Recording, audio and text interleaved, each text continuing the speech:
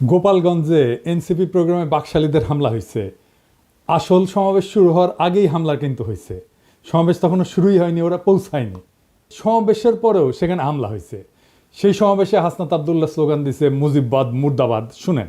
মুজিববাদ মুজিববাদ মুর্দাবাদ মুর্দাবাদ মুজিববাদ মুজিববাদ মুর্দাবাদ মুর্দাবাদ মুর্দাবাদ মুর্দাবাদ মুজিববাদ মুজিববাদ মুজিববাদ মুজিববাদ মুর্দাবাদ মুর্দাবাদ ইনকিলাব ইনকিলাব জিন্দাবাদ জিন্দাবাদ। এনসিপি যাইতেছে গোপালগঞ্জ শহরে, আর বাকশালীরা টুঙ্গিপাড়া পাহারা দেয়। আরে বেকুব, টুঙ্গিপাড়ার দায়িত্ব তো আমার। লোহা না গরম হইলে হাতুড়ি দিয়ে লোহায় বাড়ি দিয়ে লাভ আছে কোনো? বাকশালীদের ঔদ্ধত্য আর জনগণের ঘৃণা সেই পর্যায়ে পৌঁছাইলে টুঙ্গিপাড়া জয় বাংলা হয়ে যাবে, কেউ ঠেকাইতে পারবে না। টুঙ্গিপাড়া বাঁচানির একমাত্র রাস্তা হইতেছে বাকশালীদের জাতির কাছে ক্ষমা চাওয়া, নয়তো অপেক্ষা করা লোহা গরম হওয়ার। পিনাকির শপথ মিস হয় না। যা কইছি করে দেখাবো ইনশাল্লাহ। আওয়ামী লীগ আসলে কি, বাকশাল আসলে কি? একটা নিষিদ্ধ ঘোষিত সংগঠন যারা 16 বছর ধরে রাষ্ট্রকে দখল করে রাখা আয়নাঘর আর গুমখুনের রাষ্ট্র বানাইছিল। 1 বছর হয় নাই হাজার হাজার ছাত্ররে মারলো পাখির মতো গুলি কেরা। আর এই ছাত্রলীগ আওয়ামী লীগ নিজেরা অস্ত্র হাতে হাসিনা পুলিশের সাথে নামিছিল। তাদের মধ্যে যারা পলাইছে তারা তো পলাইছেই, আর বাকিগুলা গোপালগঞ্জে যায় ঢুকিছে। রাজনৈতিক নেতাদের জন্মস্থানে সেই দলের একটা প্রভাব থাকে দীর্ঘদিন, এটা স্বাভাবিক। গোপালগঞ্জেও আওয়ামী লীগের প্রভাব থাকবে, আওয়ামী মনোভাবাপন্ন মানুষ থাকবে, কিন্তু একটা রাজনৈতিক দলের শান্তিপূর্ণ কর্মসূচি করতে দেবে না। প্রাইভেট বাহিনী দিয়ে অস্ত্র হাতে সমাবেশ শুরুর আগেই সমাবেশ স্থল ভাঙবে, এটা কি মগের মুল্লুক? কেন বিএনপিকে তো গত ফেব্রুয়ারিতে সমাবেশ করতে বাধা দেয় নাই? আমরা তো কথা বলার সভা সমাবেশের স্বাধীনতা চাইছি, রাজনীতির স্বাধীনতা চাইছি। হাসিনা এটা করতে দেয়নি, তো গোপালগঞ্জে কি এখনো হাসিনার শাসন চলে? বিএনপি ওখানে করতে পারলে এনসিপি কেন করতে পারবে না? মানে গোপালগঞ্জের আওয়ামী লীগের সাথে কি এমন প্রেম বিএনপির যে তারা সমাবেশ করতে পারবে, আর কি এমন শত্রুতা এনসিপির যে তারা যাইতেই পারবে না? বিএনপি কি হাসিনার বিরুদ্ধে লড়াই করে নাই? এই বিএনপি যখন 2024-এর 14 সেপ্টেম্বরে প্রোগ্রাম করতে যাইতেছিল, তখন গাড়ি বহরে হামলা করে 3 জন বিএনপির নেতাকর্মীকে মাইরা ফেলাইছিল এই গোপালগঞ্জের বাকশালীরা। আর আজকা বিএনপির কর্মীরা উল্লাস করিচ্ছে আওয়ামী লীগের মতোই, যে এনসিপি মার খাইছে, দাওয়া খাইছে, উল্লাস করিচ্ছে। হ্যাঁ, কি বেকুবের বেকুব রে। তো বিএনপি পরে প্রোগ্রাম করলো যখন, তখন কোনো হইল না কেন? কোনো অ্যারেঞ্জমেন্ট হয়েছিল নিশ্চয়ই। তো যখন পরে বিএনপি প্রোগ্রাম করতে গেল, তখন কেন আওয়ামী লীগ ট্রিগার্ড হইল না? কেন ডাক্তার জাহিদ ট্রিগার্ড হইল না? কেন কচু খেতে ট্রিগার্ড হইল না? কেন আগে থেকে আওয়ামী লীগেরা চ্যালেঞ্জ ছুড়ে দিতে থাকলো? প্রশ্নটা এখানেই। তার মানে বিএনপির সাথে গোপালগঞ্জ আওয়ামী লীগের এই মুহূর্তে কোনো কনফ্লিক্ট নাই। কনফ্লিক্ট আছে এনসিপির সাথে। তার মানে এনসিপি সেই শক্তি যা হাসিনাকে উৎখাত করছে, তারে ঠেকাইতে হবে। বিএনপির সাথে আর কোনো শত্রুতা নাই। তাই আওয়াজ তুলছে গোপালগঞ্জের ছাত্ররা ঢুকতে পারবে না, ঢুকলেও বাইরে হতে পারবে না। এইটা ছিল মিথ। এই মিথ চুরমার হয়ে গেছে। রাজনৈতিক দলের কর্মসূচিকে নিরাপত্তা দেওয়া পুলিশের কর্তব্য, আর্মির কর্তব্য। এনসিপি মারপিট করতে যায় নাই, সভা করতে গেছে, রাজনৈতিক সভা। এনসিপির হাতে অস্ত্র ছিল না, আমরা সবাই দেখছি। তারা খালি হাতে গেছে, পুলিশ আর্মি নিরাপত্তা দিছে, তাদের পেশাগত কাজ করছে। পুলিশ আর্মি এই কাজটা করছে রক্তপাতহীনভাবে, কোনো প্রাণ ঝরে নাই, যতক্ষণ পর্যন্ত এনসিপির নেতারা ছিল। এটাই বিজয়, হাসিনার জামানাকে অতিক্রম করে যাওয়ার বিজয়। এই বিজয় এলো বর্ষা বিপ্লবের নায়কদের হাত ধরে। গোপালগঞ্জে মুজিব বিরোধী সমাবেশ করতে যাওয়া যায়, নিরাপদে ফিরেও আসা যায়, কোনো প্রাণঘাতী সংঘাত ছাড়াই। তারা তাদের কর্মসূচি শেষ করে ফেরত আসছে। এই ঘটনার রাজনৈতিক মূল্য অনেক। এইগুলাই ছোট ছোট বিজয়। আর গোপালগঞ্জের জনগণ নামে নাই, নাম ছিল বাকশালী গুন্ডারা। ওরা মরণপণ লড়াই করতে পারে না, সেটাও তো দেখলেন। এখন বলবেন কই 4 জন তো মারা গেছে। হ্যাঁ, মারা গেছে, কারণ তারা এনসিপির নেতারা ফিরে আসার পরে নানা জায়গায় হামলা শুরু করেছিল, বোমা আগ্নেয়াস্ত্র নিয়ে, এমনকি জেলখানা আক্রমণ করেছে। ক্যাজুয়ালিটি হয়েছে তারা ফিরে আসার পরে। আরও অনেককে চিনবার পারলাম এই সুযোগে। যেমন ধরেন বাংলাদেশের মিডিয়াগুলা, যেমন প্রথম আলো, জাউরা, ও বলছে যে কিছু লোক এসে হামলা চালাইছে। এই লোকের পরিচয় তারা জানে না। মতি মাহফুজকে এমনি আমি থাপড়াইতে চাই, জাউরার জীবন ভালো হবে না। এখন আবার কচু খেতে আসিছে মানবাধিকার নিয়ে, ওরে আমার ওরে। ওবার মানবাধিকারও বুঝে। মানে আপনি একজন খুনি ডাকাতের মানবাধিকারের পক্ষে দাঁড়াবেন, জার্মানিতে নাজি পার্টির সদস্যদের মানবাধিকারের পক্ষে দাঁড়াবেন। ওই সারাক্ষণ করে ধান্দাবাজি, জানেন? কই থেকে কি টাকা কামানো যায় তার ধান্দা করে। টাকা কামানো খারাপ কিছু না, কিন্তু মিনিমাম নৈতিকতা তো থাকবে।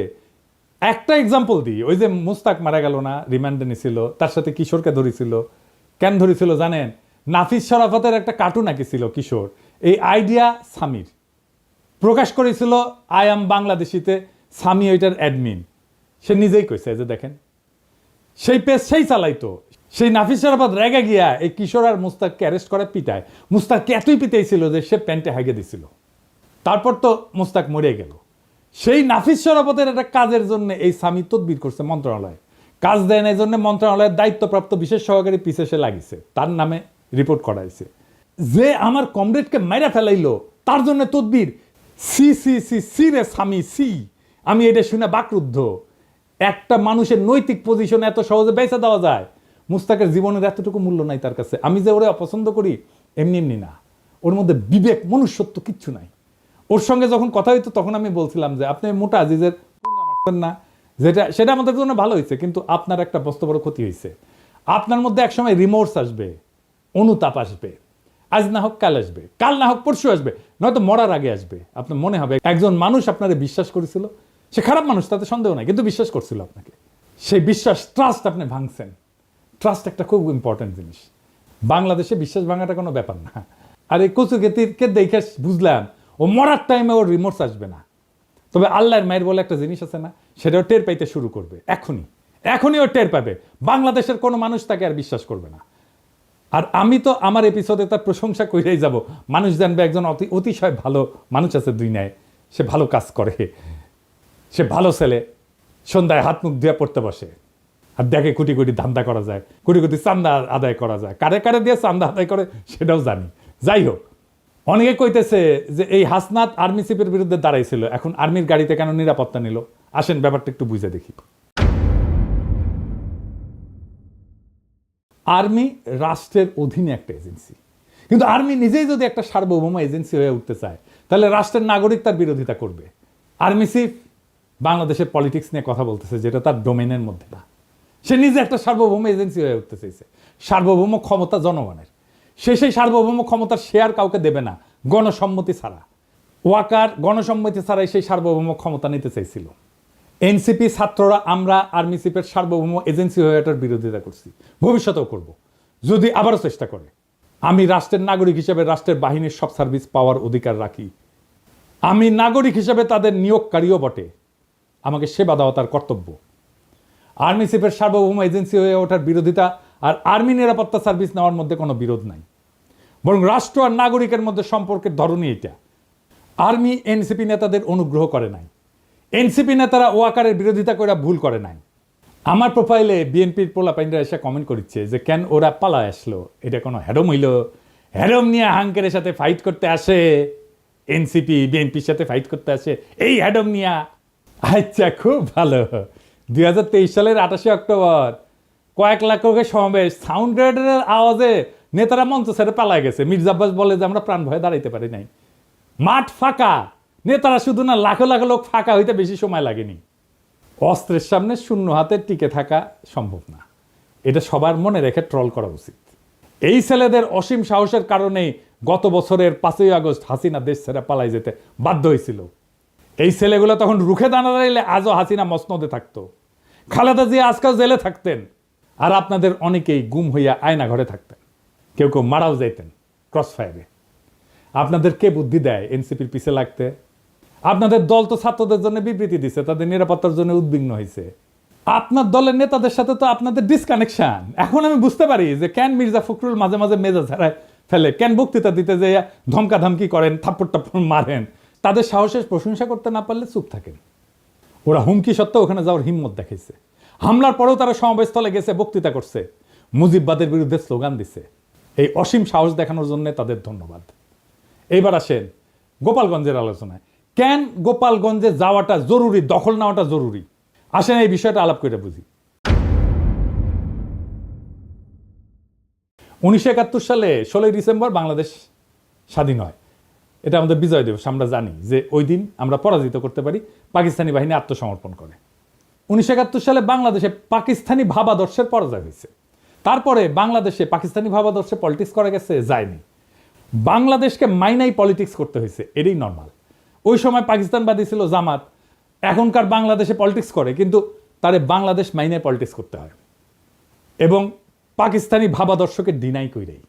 তখন পাকিস্তানি ভাবাদর্শ পরাজিত হইলেও বেশ কিছুদিন কোন কোন এলাকা পাকিস্তানপন্থীদের আওতায় ছিল।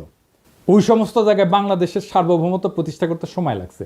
যেমন ধরেন মিরপুর 1972 সালের 30শে জানুয়ারি পর্যন্ত মিরপুর দখলে ছিল পাকিস্তানপন্থীদের। ওইটা মুক্ত করতে গিয়ে জহির রায়হান মারা যান। নারিন্দা, নারায়ণগঞ্জ, শিয়া মসজিদ, মোহাম্মদপুর, খুলনা, পুরান ঢাকা, রূপসা, রাজশাহী, সিরাজগঞ্জ, বগুড়া, চিটাগাং পোর্ট, এইসব জায়গা 16 ডিসেম্বরে মুক্ত হয় নাই, পরে মুক্ত হয়েছে আস্তে আস্তে। ঠিক এইভাবে 2024 সালে বিপ্লবের পরেও বাংলাদেশে বাঙালি জাতীয়তাবাদ পরাজিত হয়েছে, আওয়ামী ভাবাদর্শ পরাজিত হয়েছে, মুজিববাদ পরাজিত হয়েছে। কেননা এইটা বাংলাদেশের সার্বভৌমত্ব মানত না, এইটা বাংলাদেশকে ইন্ডিয়ার পার্ট ভাবত। দেশের মানুষের বিক্ষোভের তোরে ইন্ডিয়ান আর্মিরে ডাকতেও তাদের আটকায় নাই, পাইকারি খুন করছে, দেশের জনগণের বিপক্ষে যুদ্ধ ঘোষণা করছে, তারা নিজেদের বাংলাদেশি মনে করা জনগণদের উপরে গুলি চালাইছে, সবাইকে বাঙালি হইতে বাধ্য করতে চাইছে। তাই ওইটা ফ্যাসিস্ট একটা রেজিম ছিল। তাই বাঙালি জাতীয়তাবাদ এবং মুজিববাদ, বাকশাল, আওয়ামী লীগ বাংলাদেশ আর পলিটিক্স করতে পারবে না, তারা বাংলাদেশি মানে না। কিন্তু 71-এর মিরপুরের মতোই 24-এও গোপালগঞ্জে এখনো বাঙালি জাতীয়তাবাদ, মুজিববাদ পরাজিত হয়নি। সেই জন্য হাসনাত আব্দুল্লাহর গোপালগঞ্জে দাঁড়ায় মুজিববাদ মুর্দাবাদ, এটা খুবই প্রতীকী একটা কাজ হয়েছে। মুজিববাদ মুজিববাদ মুর্দাবাদ মুর্দাবাদ মুজিববাদ মুজিববাদ মুর্দাবাদ মুর্দাবাদ মুর্দাবাদ মুর্দাবাদ মুজিববাদ মুজিববাদ মুজিববাদ মুজিববাদ মুর্দাবাদ মুর্দাবাদ ইনকিলাব ইনকিলাব জিন্দাবাদ জিন্দাবাদ। আমি গোপালগঞ্জের আমজনতারে বলবো, আপনারা বাংলাদেশ না মানা রেসিস্ট, ফ্যাসিস্ট বাঙালি জাতীয়তাবাদে থাকেন না, আর মদত দিয়েন না। সারেন্ডার করতে বাধ্য করেন অ্যান্টি বাংলাদেশ বাঙালি জাতীয়তাবাদী এবং মুজিববাদীদেরকে। পরাজয় মাইনে নিতে বলেন, মাইনে নিয়ে বাংলাদেশের মেইন স্ট্রিমে জয়েন করতে বলেন মেহেরবানি কইরা। আর এটা যদি না করতে চান, গোপালগঞ্জ বিপ্লবের বাংলাদেশের সার্বভৌমত্ব প্রতিষ্ঠা করা হবে। আপনারা এক সপ্তাহ টিকতে পারবেন না, আর্মি পুলিশ কিচ্ছু লাগবে না, জাস্ট আপনাদের সাপ্লাই চেইন বন্ধ করে দেওয়া হবে। আপনারা বাইরে হতে পারবেন কিন্তু ঢুকতে পারবেন না। সব ইকোনমিক অ্যাক্টিভিটিস বন্ধ হয়ে যাবে, জ্বালানি তেলের সাপ্লাই বন্ধ হয়ে যাবে, গ্যাস বন্ধ হয়ে যাবে, ইলেকট্রিসিটি সাপ্লাই বন্ধ করে দিলে আপনারা শেষ। আগে ঘোষণা দেওয়া হবে, শহর ছাড়েন, 24 ঘন্টার মধ্যে ফাঁকা হয়ে যাবে শহর, সব সরকারি কর্মচারীদের উইথড্র করা হবে। পারবেন 7 দিন টিকতে? প্রফেসর ইউনূসের দায়িত্ব বাংলাদেশের সার্বভৌমত্ব প্রতিষ্ঠা করা গোপালগঞ্জে। আবার 1 মাস পরে মার্চ টু গোপালগঞ্জ ঘোষণা করা হবে, যদি আপোষে সারেন্ডার না করে তাইলে। বেগম জিয়া বলছিলেন গোপালগঞ্জের নামই বদলায় যাবে, গোপালগঞ্জ আর থাকবে না। শুনেন, আপনি কি এখন মুখটা বন্ধ কেন? এই যে মহিলা, আপনার মুখটা এখন বন্ধ কেন বলেন তো? কি বলছিলেন এতক্ষণ ধরে? মুখটা বন্ধ কেন এখন? দেশ কোথায়? গোপালী? গোপালগঞ্জ জেলার নামই বদলে যাবে, বুঝছেন? গোপালগঞ্জ আর থাকবে না। এইটা বাস্তবায়ন করতে হবে। এর জন্য 2টা কাজ করা যায়। এক, গোপালগঞ্জের নামটা বদলে ফেলাই যায়, বা জেলা সদর পরিবর্তন করে অন্য উপজেলায় নিয়ে যায়, নাম বদলে দেওয়া যায়। গোপালগঞ্জ বদলে কাশিয়ানি করা, কিন্তু মৌলিক কোনো পরিবর্তন করা হবে না। আর 2 নম্বর হচ্ছে গোপালগঞ্জের উপজেলাগুলোকে জিওগ্রাফিক্যাল লোকেশন, রোড কানেক্টিভিটি এবং হিস্টোরিক্যাল কালচারাল কানেকশনের ভিত্তিতে অন্যান্য জেলার সাথে রিডিস্ট্রিবিউট করে দেওয়া, গোপালগঞ্জ জেলায় বাদ দিয়ে দেওয়া। এক্ষেত্রে যেটা করা যেতে পারে, 1 নাম্বার, কাশিয়ানি এবং গোপালগঞ্জ সদরকে নড়াইলের সাথে যুক্ত করে দেওয়া যায়। মাকসুদপুর উপজেলাকে মাদারীপুরের সাথে যুক্ত করে দেওয়া যায়। কোটালীপাড়াকে বরিশালের সাথে যুক্ত করে নতুন নামকরণ করে দেওয়া যায়। আর টুঙ্গিপাড়াকে বাগেরহাটের সাথে যুক্ত করে নতুন নামকরণ করা যায়। তো এতে একটা জেলা কমে যাবে। তো একটা জেলা যদি কমে যায়, তাহলে আমরা কোনো একটা জায়গাকে, যেমন ভৈরব বা লাকসামকে নতুন জেলা ঘোষণা করে মোট জেলার সংখ্যা 64 রাখা যায়। এখন সময় আসছে একটা প্রতীকী কিন্তু বাস্তব সিদ্ধান্ত গ্রহণের। গোপালগঞ্জে বাংলাদেশের মানচিত্র থেকে কেবল এক প্রশাসনিক জেলা হিসাবে না, একটা দমন পীড়নের দুর্গ হিসাবে, বাকশাল মুজিববাদের দুর্গ হিসাবে চিহ্নিত করার ইতিহাস থেকে মুক্ত করতে হবে। টুঙ্গিপাড়া বা গোপালগঞ্জ কখনো একটা পরিবার বা মতাদর্শের ব্যক্তিগত দুর্গ হতে পারে না। এটা বাংলাদেশ নামের জাতির অংশ। এই জাতির মালিক জনগণ, কোনো পরিবার না। 1972 সালে যেমন মিরপুর জমাট পাকিস্তানি জাতীয়তাবাদ ঘুরাই দিছিল, জনতার বিজয়, সে তেমনি 2025 সালে গোপালগঞ্জে ভাঙতে হবে সেই বাঙালি জাতীয়তাবাদ, মুজিববাদের ছত্রবেশী ফ্যাসিবাদের দুর্গ। 21 শতকের বাংলাদেশে জায়গা নাই সেই রাজনীতির যারা বাংলাদেশকে ভারতীয় মতাদর্শের গুদামে পরিণত করতে চায়। গোপালগঞ্জের প্রশাসনিক পুনর্বিন্যাস শুধু রাজনৈতিক প্রতিশোধ না, এটা ভবিষ্যতের জন্য বার্তা। আর কোনো জেলাকে পরিবর্তনের দুর্গ করা যাবে না। যে জেলা জনগণের বিরুদ্ধে চলে যায়, তাকে আবার জনগণের ভিতরে ছড়াই দিতে হবে। এই দেশ কারো ব্যক্তিগত জমিদারি না। মুজিববাদ না বাংলাদেশ জিন্দাবাদ, বাকশাল না গণতন্ত্র জিন্দাবাদ, টুঙ্গিপাড়া না সার্বভৌম বাংলাদেশ জিন্দাবাদ। আমরা চলছি, আমরা চলা শুরু করছি, আর থামবো না। এবার শুধু ঢাকাই না, আবার হবে মার্চ টু গোপালগঞ্জ।